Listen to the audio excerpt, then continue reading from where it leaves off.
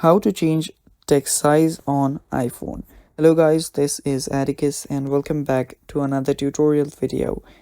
In today's video, I'll teach you guys how you can change text size on iPhone.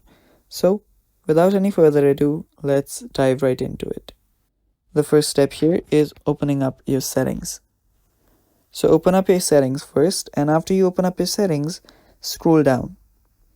Now right there you should find an option called display and brightness. Tap on display and brightness, and right there you should find an option called text size. Tap on it, and now if you want to increase it, you can just swipe this slider to the right side. And as you can see, the text size keep on increasing, and yeah, the larger sizes are even available in your accessibility settings.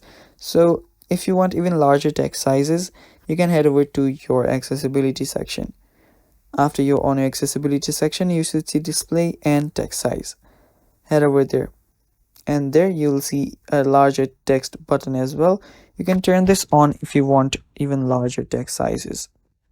And yeah, that is basically how you do it, guys. That is how you can increase the text size in your iPhone. Thanks for watching. That is all for today's video. Stay tuned for more, and bye bye. Take care.